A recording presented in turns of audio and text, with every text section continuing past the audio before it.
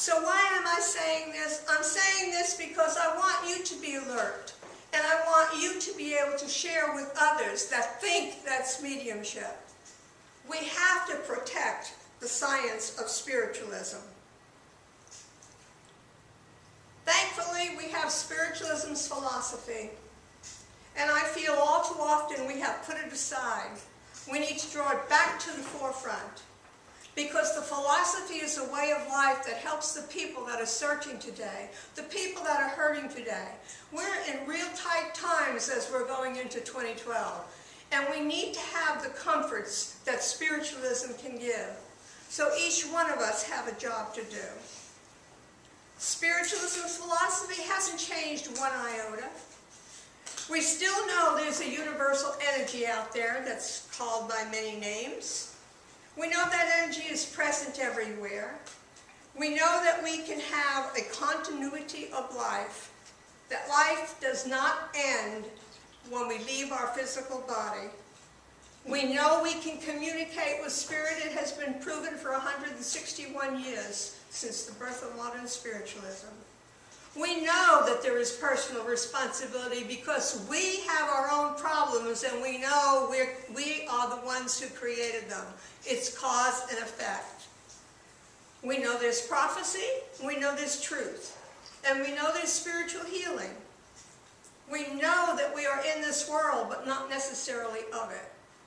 And so we know we can be spiritualists. Spiritualism is a religion.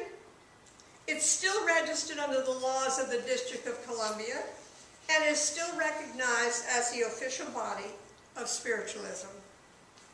We know that coming together in one accord attracts more people.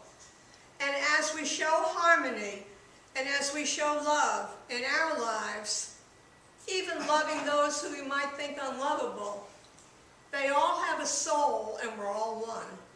Think about that. We know we need to face the reality of who we are. We're not to be a carbon copy. We are to be ourselves. There's only one unique person in each one of us. In closing, I would like to share these words with you. And it's a little bit longer than I usually do. But I feel it's necessary because we are at the crossroads. And we are now at the place where we as spiritualists must cross the bridge and promote and promulgate that science, philosophy, and religion which has given us the peace of mind that we have had in our lives. These words are from one of our famous pioneers. His name was Frank Baxter. I ask you to sit back and to listen carefully. At the completion of one of his most direct lectures in November of 1893, he said these words, and if he were here today, he would say them again. Since he's not, I'm going to say them for him. He said, first, spiritualism demands from each individual a careful consideration of the practical bearings and of the teachings of spiritualism. It demands a scrupulous discrimination between what it absolutely teaches and what certain unprincipled, lawless, and thoughtless advocates say that we are. Spiritualism demands the establishment of collated, naturally revealed facts, the exact truth in accordance with the facts, and a sacred devotion to everlasting principle. Spiritualism demands a true manhood and a true womanhood, as the case may be, and on the part of every individual, especially the spiritualist and preeminently the medium.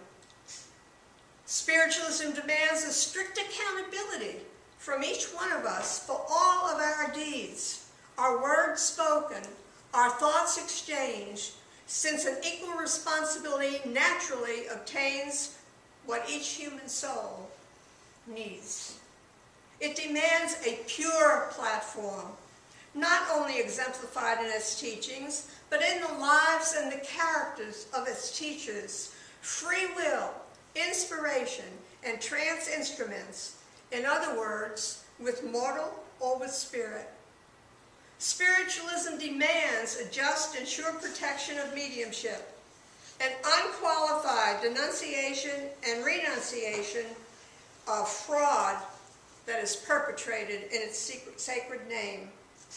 Spiritualism entertains the establishment of training schools, inquiry rooms for adults, lyceums, seance rooms for demonstrations, libraries for learning, and houses and halls for lectures.